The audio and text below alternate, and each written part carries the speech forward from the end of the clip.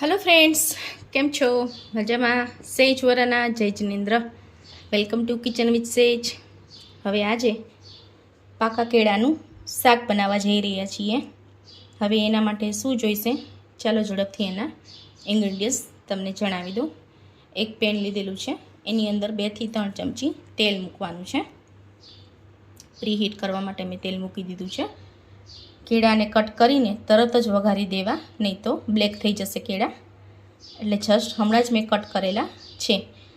अंदाजे 5 नंग लीधेला छे केळा, एटले 3 થી 4 जण आरामथी खाई शकशे।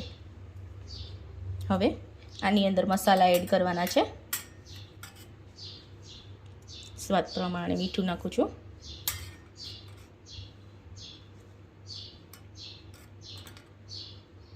थोड़ी हळदर नाखवानी छे एनी अंदर। मसाला आनी अंदर ज एड करी लेवा। खाली मरचुं ज वघारवा टाइमे एनी अंदर नाखीश, पछी तरत ज केळाने वघारी देवाना छे। तो आपणुं तेल हमणां आवे एटले आपणे एनी अंदर मीडियम तापे राखवानुं छे। तेल आवी गयुं छे। फटाफट एनी अंदर मरचुं नाखीने फटाफट हूँ वघारी दईश केळा। मरचुं बળી ना जाए एनुं खास ध्यान राखવું। एवुं लागे तो गैसनी फ्लेम बंद ज करी देवी। આવી રીતે ધીમે ધીમે હલાવતા જવું।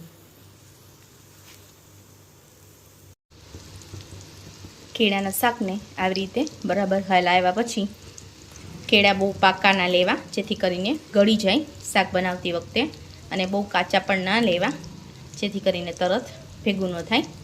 શાક બધું એકદમ વ્યવસ્થિત ન બને। મીડિયમ પાકા અને મીડિયમ કાચા એવા મછલી સાઇઝના લેવા કેળા, જોઈને લેવા। એમ તો સ્વીટ જ હોય છે કેળા, પણ એની અંદર આપણે માઇનોર અમથી ટેસ્ટ પ્રમાણે શુગર નાખીશું। હવે એની અંદર હું આવી રીતે લીંબુ નાખીશ, જેથી કરીને કેળા કાળા ના પડે, આપણી સબ્જી કાળી ના થાય લીંબુના ટેસ્ટથી। જો તેલનું પ્રપોર્શન વધી ગયું હોય તો તમે એને થોડીક આટી ચડાવવા માટે, મીન્સ કે બરાબર એનું તેલ એડજસ્ટ થઈ જાય એના માટે 1 ચમચી ચણાનો લોટ લેવાનો છે। ચણાનો લોટ બહુ ઓછો 1 જ ચમચી લેવો, બહુ વધારે ના લેવો। ઝડપથી અને ક્વિક પાખી સ્પેશિયલ આપણી જેનની આ રેસીપી તૈયાર છે। બસ 2 થી 5 મિનિટ જ આને ચડવા દેવું, બહુ ગળવા ના દેવું, જેથી કરીને શાક બહુ ગળી ના જાય। હવે ગેસની ફ્લેમ હું બંધ કરી દઈશ। હજુ પણ આમાં કંઈ તમારે જાણવું હોય તો જરૂરથી કમેન્ટમાં મને કમેન્ટ બોક્સમાં જણાવજો। લાઇક, શેર અને સબસ્ક્રાઈબ કરવાનું ભૂલતા નહીં। પાખી સ્પેશિયલ કેળાનું શાક જરૂરથી બનાવજો। Thank you friends, thank you for watching.